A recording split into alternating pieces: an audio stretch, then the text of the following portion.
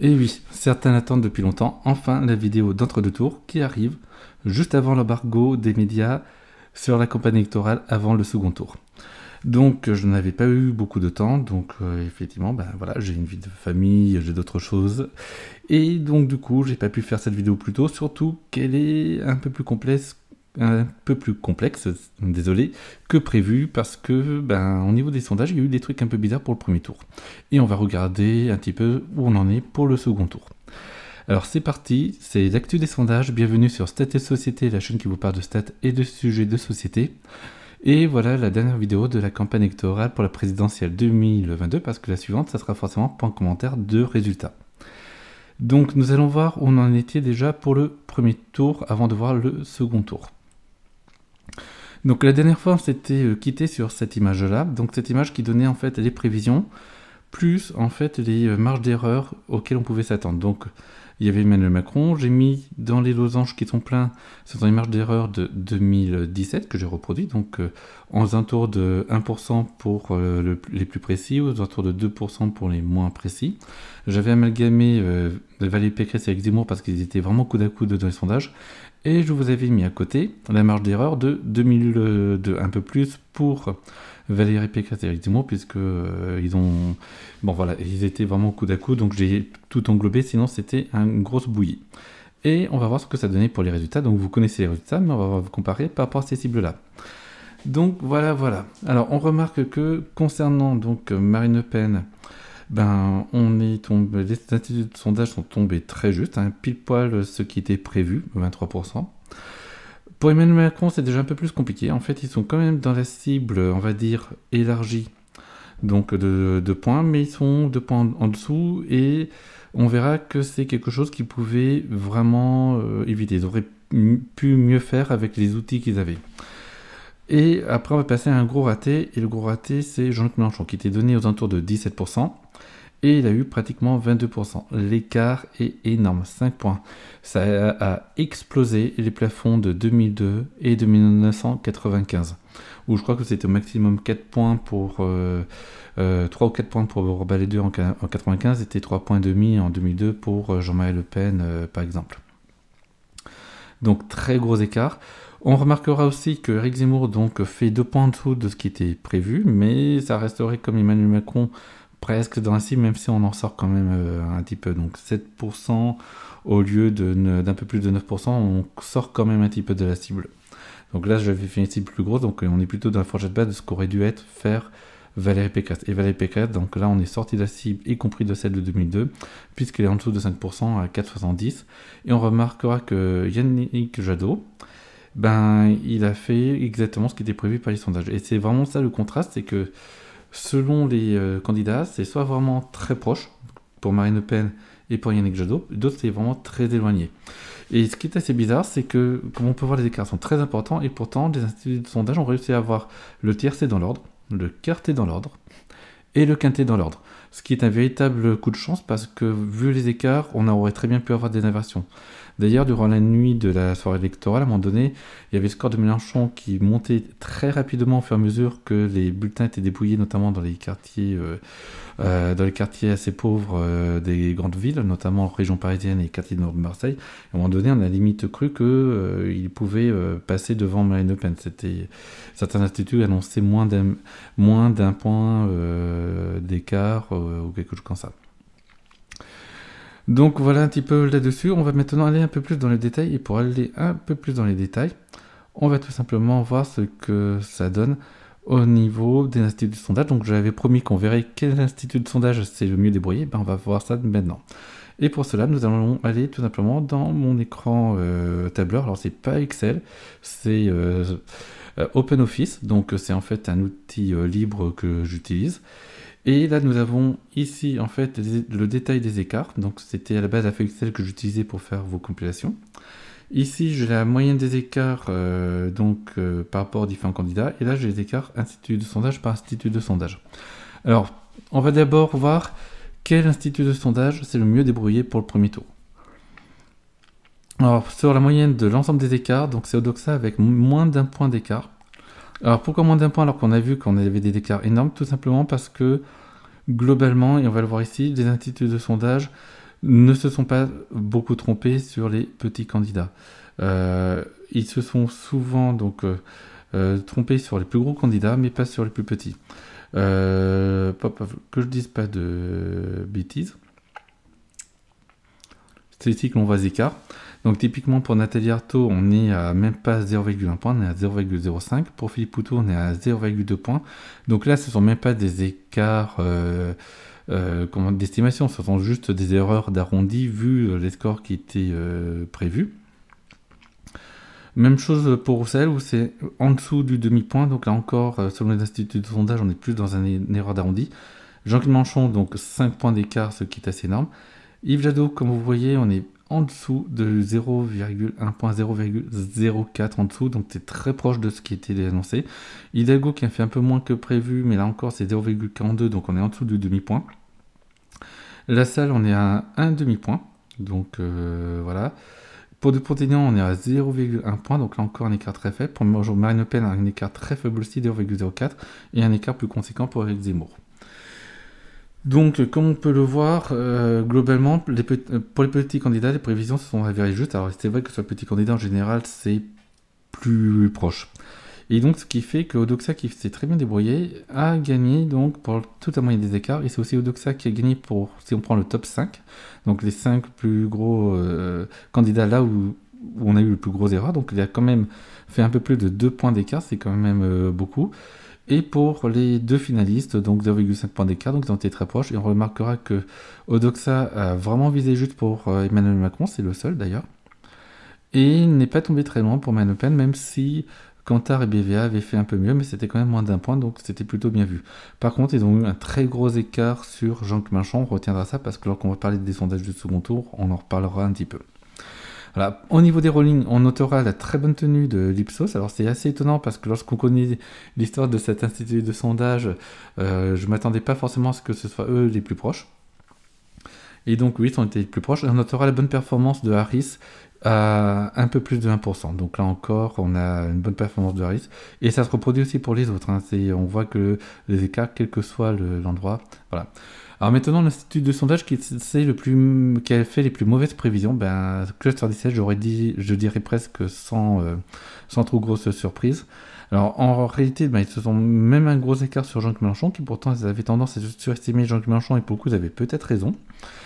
Par contre, effectivement, un écart assez important pour Emmanuel Macron, très important pour Valérie Pécresse, et très important pour à la fois Marine Le Pen et Éric Zemmour. C'est vraiment ce cumul-là qui fait qu'ils ont une moyenne dans le top 5 de 5 points, de 4 points, 3,8 points d'écart, c'est énorme. Voilà, et une moyenne finaliste de 2,5 points. En fait, c'est à peu près la même performance que Filteris en 2017. Donc, qui n'était pas vraiment un vrai institut de sondage. Alors là-dessus, je n'ai pas mis les autres instituts, entre guillemets, qui ne sont pas vraiment de vrais instituts de sondage, mais qui utilisaient d'autres techniques comme Cotme, parce qu'eux, ils sont encore plus à côté de la plaque que les instituts classiques. Donc voilà pour les niveaux de précision. Après, on peut voir effectivement ici les détails. On remarquera maintenant pour les marges d'erreur, et c'est là qu'on va voir. C'est là où on va voir aussi pourquoi. Pour moi, il y a eu 2 erreurs qui ont été faites. Une erreur qui concerne à la fois Emmanuel Macron, Valérie Pécresse et Éric Zemmour, dont j'avais un petit peu parlé déjà là, en commentant Cluster 17 il y a 6 mois. Et une autre erreur qui pour moi était beaucoup moins prévisible avec l'outil des instituts de sondage concernant Mélenchon. Pour moi, ce sont en fait 2 erreurs qui ont causé des écarts sur en tout 4 candidats.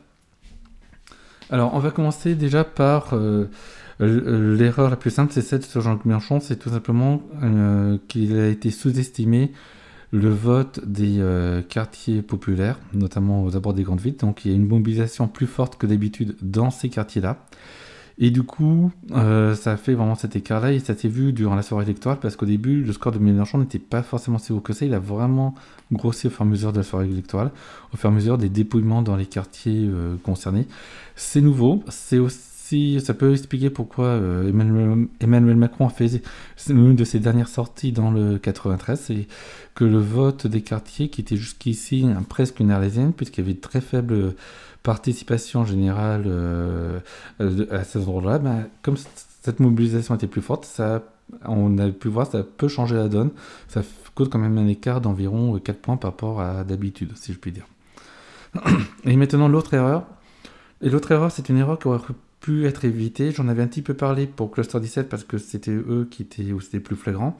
Pour les autres, c'était moins flagrant, mais je ne savais pas si c'était juste ou pas. En gros, cette erreur-là, c'est que lorsque les instituts de sondage interrogent les sondés, ils demandent en gros pour qui ils ont voté la fois précédente, donc en 2017.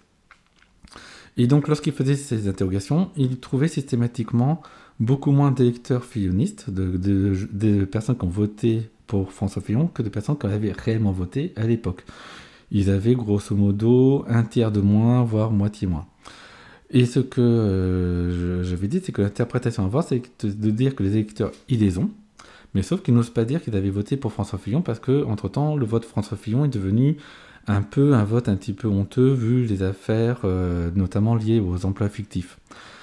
Et ce sont ces personnes-là qui, entre guillemets, ont un petit peu honte de dire qu'ils ont voté pour François Fillon, sont celles qui avaient plus probablement fait un vote pour Emmanuel Macron. Et donc, on voyait qu'il faisait un rattrapage en supprimant systématiquement de 2 points le vote d'Emmanuel Macron, la plupart des instituts de sondage, et il rehaussait les votes, la part de personnes ayant voté pour François Fillon en 2017, sauf que les personnes qui annonçaient avoir voté pour François Fillon en 2017, ce sont en gros les personnes qui étaient plus à droite, notamment qui ont pu penser que cette affaire c'est une affaire montée de toutes pièces, etc. Et c'est-à-dire potentiellement des électeurs à la fois de Valérie Pécresse et à la fois d'Éric Zemmour. Donc ça, c'est une première raison possible. En tout cas, elle explique de manière assez satisfaisante l'écart pour Emmanuel Macron, donc qui quand même, donc je vais revenir sur mon image de tout à l'heure. Hop, on va voir, pas celle-ci, voilà. Donc là, c'est 2 points, et ce qui est dommage, c'est que les instituts de sondage corrigeaient de 2 points à la baisse le score d'Emmanuel Macron, alors qu'ils avaient dans leurs chiffres le bon chiffre d'entrée de jeu. Et maintenant, donc, évidemment, cela a pu expliquer en partie la faiblesse, entre guillemets, de Valérie Pécresse et de Éric Zemmour. Un autre élément aussi qui est assez important, alors je n'ai que des éléments assez faibles là-dessus, donc prenez des pincettes sur ce que je vais dire. Je sais que pas mal de sympathisants d'Éric Zemmour se refilaient les bons tuyaux pour rentrer dans les panels des instituts de sondage. On a pu voir ça dans les réseaux sociaux. Et à un moment donné, certains instituts de sondage avaient commencé un petit peu à faire l'égard à ces pratiques-là. C'est notamment le cas de Harris Interactive qui avait éliminé des électeurs d'Éric Zemmour dedans, et apparemment des électeurs qui avaient fait en sorte d'être présents dans le panel.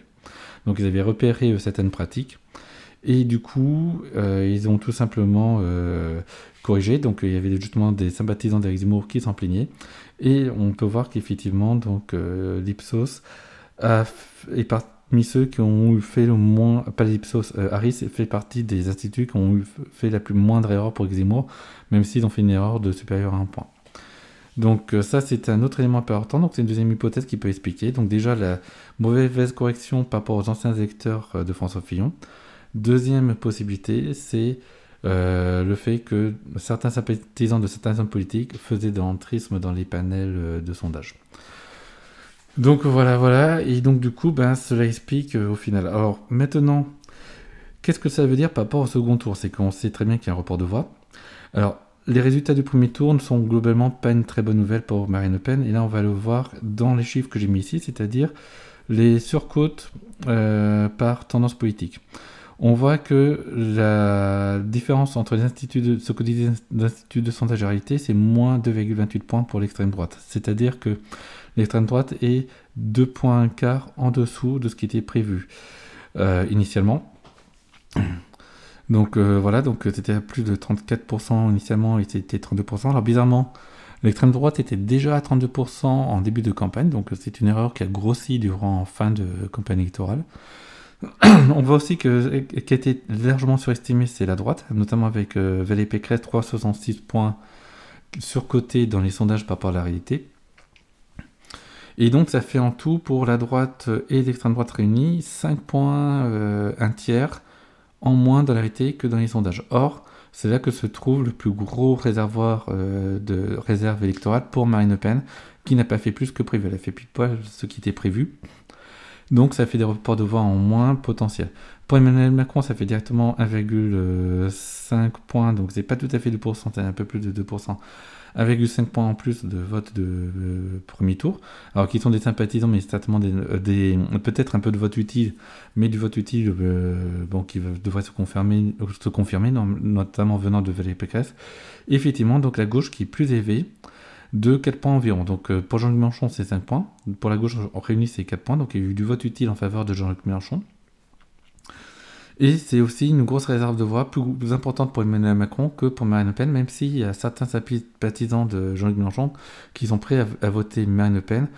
Mais en réalité, lorsqu'on voit les sondages surtout sur la durée, on voit qu'il y avait plus d'électeurs de Jean-Luc Mélenchon prêts à voter pour Marine Le Pen lorsque Jean-Luc Mélenchon était assez bas dans les sondages, à 6, 7%, voire 9%, et que cette part est devenue beaucoup plus faible lorsque Jean-Luc Mélenchon est passé au-dessus des 15%, et a fortiori, maintenant qu'il était au-dessus de 20%, cette part est devenue plus faible. En fait, c'est plutôt dans le noyau dur qui sont plutôt très anti-système qu'on a le plus gros potentiel d'électeurs ou de sympathisants de Jean-Luc Mélenchon qui pourraient voter pour Marine Le Pen. Là où ceux qui ont voté Jean-Luc Mélenchon par vote utile parce qu'ils avaient espoir d'avoir la gauche au second tour à la place de Marine Le Pen, eux vont plutôt voter Emmanuel Macron, et entre les deux, on a tous ceux qui vont faire de l'abstention. Donc il y a à peu près autant d'abstentionnistes chez les électeurs de Jean-Luc Mélenchon pour le second tour, d'après les sondages, que des personnes qui vont voter Emmanuel Macron, et une petite part qui vont voter Marine Le Pen, qui sont plutôt dans le noyau dur, entre guillemets. Donc voilà en ce qui concerne le point sur le premier tour. Donc beaucoup de choses, je pourrais dire plus de choses, mais je ferai peut-être d'autres vidéos après les élections, notamment sur les arguments boomerang. Plusieurs candidats, voire plusieurs sympathisants de candidats ont utilisé des arguments très malheureux qui n'ont pas profité à leur candidat, mais plutôt à un candidat concurrent. Donc c'est arrivé, mais ça on verra ça une autre fois. On va maintenant passer au second tour. Et pour passer au second tour, là je vais utiliser tout simplement Wikipédia. J'ai pas fait de compilation, j'ai pas trop suivi. Surtout que la campagne était quand même plus calme que je l'aurais pensé. Mais voilà. Donc les tout derniers sondages, notamment après le débat divisé d'entre-deux tours, donnent un avantage assez confortable à Emmanuel Macron, et Codoxa qui est un peu moins optimiste pour Emmanuel Macron. 53-47. Historiquement, je me suis plongé sur l'historique des débats télévisés. Il n'y a eu aucun débat qui a renversé ou inversé une tendance. On notera quand même 1974 où les deux candidats étaient vraiment au coude à coude et les instituts de sondage ne savaient pas dire qui allait gagner la présidentielle. Et on dit que le débat a pu faire la différence, même si on ne peut pas vraiment le prouver. Et on pourrait noter 2012, donc Nicolas Sarkozy contre François Hollande. Nicolas Sarkozy qui avait commencé très mal la campagne, il n'était même pas sûr d'être au second tour. Finalement, il a terminé le soir du vote au coude à coude, donc il y a eu, je crois, à peine 3 points d'écart, donc 51,5 contre 58,5 si je me souviens bien. Et il faut savoir que le débat est largement remporté par François Hollande, qui avait vraiment dominé le débat de la vie de tous. Et mine de rien, ça ne lui avait pas forcément profité. C'est-à-dire qu'on aurait pu penser que suite à ce débat et suite au sondage plutôt favorable qu'il y avait, il allait l'emporter par exemple de 54-46%. Ce n'était pas le cas. En fait, le débat change assez peu de position. Et c'est pas parce qu'on loupe le débat qu'on loupe la présidentielle, ou c'est pas parce qu'on réussit le débat qu'on va réussir la présidentielle.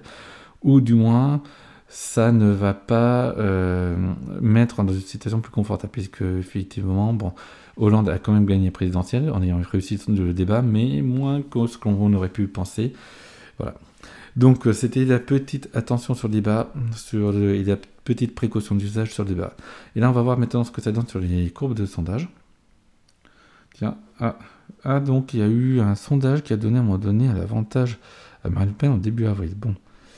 Je suis pas très sûr de si c'était sérieux. On verra ça peut-être plus tard. Mais en tout cas, donc voilà ce que l'on peut dire sur les sondages de second tour. Donc on voit que ça se réécarte depuis à peu près la veille du premier tour. C'est marqué ici, en fait il faudrait pouvoir zoomer sur le mois d'avril. C'est vrai que juste avant le premier tour c'était très serré. Comme on a pu voir, vu les erreurs, on peut se dire qu'en fait la réalité du terrain n'était pas aussi serrée qu'indiqué dans les sondages. Et là on voit que ça se réécarte. Alors pourquoi ça s'écarte ? Alors il y a deux possibilités. Soit tout simplement les instituts de sondage ont corrigé le tir par rapport au résultat du premier tour. Là ils ont pu voir qu'ils avaient un biais avant le premier tour et qu'ils l'ont corrigé. Je pense très fortement à l'Ipsos qui a effectivement... je vais afficher ma fenêtre. Non, c'est pas celle-ci. C'est celle-ci. Donc l'Ipsos qui avait quand même un peu surestimé Éric Zemmour, donc n'a pas sorti de ruling durant 2 ou 3 jours après le premier tour. Et lorsqu'ils ont sorti un nouveau sondage, il était 2 points plus favorable à Emmanuel Macron qu'à Marine Le Pen. Et en fait, on pourrait se dire que c'est plutôt une correction méthodologique. Et ils ont eu raison. Ils ont vu qu'ils avaient donné trop d'importance à l'extrême droite par rapport à la réalité. Et donc, il fallait corriger le tir, et c'est ce qu'ils ont probablement fait. Il est possible que cette correction soit plus timide que ce qu'elle devrait être. Notamment qu'ils n'ont pas corrigé par rapport à la mobilisation autour de Mélenchon. Peut-être qu'ils considèrent que les quartiers ne vont pas se remobiliser de la même manière pour le second tour. Donc voilà, donc je vais revenir maintenant sur la petite fenêtre sur laquelle j'étais juste avant. Voilà. Et donc maintenant je vais donner un petit peu ma petite prédiction. Il n'est pas impossible que l'écart en faveur d'Emmanuel Macron soit un peu plus grand que celui annoncé dans les instituts de sondage. Notamment s'il y a une mobilisation un peu plus importante des quartiers périphériques des grandes villes, notamment le 93, le 94 ou les quartiers nord de Marseille, ça pourrait être un bon paramètre sur la participation. Et à voir aussi si les électeurs de Jean-Luc Mélenchon, donc il faudrait voir les endroits où on vote pas mal pour Jean-Luc Mélenchon mais qui ne sont pas justement ces quartiers pauvres pour voir un petit peu ce que ça donne en termes de participation. Donc en fonction, on pourrait être donc à soit des niveaux de 55-45%, ce qui est à peu près la moyenne, on est soit au-dessus, soit en dessous. Sinon, on pourrait être assez facilement à 58-42% en fonction de la mobilisation. Est-ce que Marine Le Pen a une chance de gagner? Alors rien n'est impossible, surtout si jamais il y a des écarts de 5 points. Donc effectivement, écart de 5 points sur une prévision de 43%, ça peut inverser. Sur des prévisions à 57%, c'est quand même plus compliqué. À voir. Donc là-dessus, c'est pas impossible, victoire de Marine Le Pen, mais c'est quand même très peu probable. Surtout si on considère que les instituts de sondage ont pu tenter de corriger coup. Apparemment, peut-être pas tous. Tous n'ont pas forcément corrigé. Mais s'ils n'ont pas corrigé et qu'ils donnent quand même Emmanuel Macron vainqueur, vu ce qui s'est passé au premier tour, l'écart serait plus important. Donc voilà, donc c'est ce qu'on pourrait dire. Je vais redonner peut-être sur la page Wikipédia le graphique qui permet de voir justement. Donc peut-être qu'une partie de cette trompette est liée justement à la correction suite au premier tour. Alors c'est quand même assez large, on peut voir ici. Il y a quand même assez proche du 53% contre 47% que du 57% contre 43%. Donc c'est des écarts assez importants. Donc on verra à l'issue du premier tour. Voilà, toujours est-il qu'après, de toute manière, il y aura des élections législatives, donc qui vont être très importantes. Alors de toute manière, elles auront forcément lieu.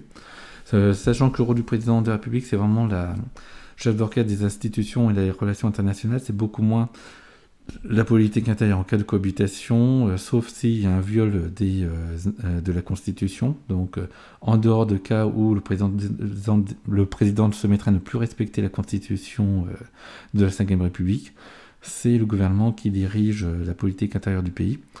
Et donc, on pourrait, il n'est pas impossible pour une cohabitation. Donc, les législatives sont très importantes. Ne l'oubliez pas. Allez, là-dessus, ça fait combien de temps que je parle? Plus de 20 minutes. Oh là, c'est largement suffisant.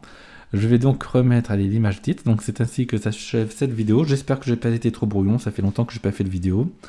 Je ne suis pas sûr d'en faire une immédiatement après le second tour, je vais voir. Donc là, on a pu voir le premier tour, le résultat réel, les instituts de sondage qui se sont bien comportés. Donc ça, il y en a eu quelques-uns qui ne se sont pas trop loupés. D'autres qui, au contraire, ont bien galéré à trouver les bons scores. Et on a pu voir donc les sondages de second tour qui sont donc un peu plus favorables à Emmanuel Macron qu'à Marine Le Pen par rapport à il y a 2 semaines. On a pu voir que c'était possiblement des corrections méthodologiques, bien qu'il y a aussi un peu d'évolution d'opinion qui est possible. Allez, il est temps que ça s'achève. Je commence à parler du nez en plus, donc c'est pas top. Je vous dis à la prochaine. À ciao, bye bye. Bon vote. Et on se retrouve un peu plus tard. Et en tout cas, pas pour une actu des sondages, puisqu'on sera après les sondages et que pour les législatives, les sondages, c'est quand même plus aléatoire, de toute manière, y compris dans le passé. Allez, à ciao, bye bye. Au revoir.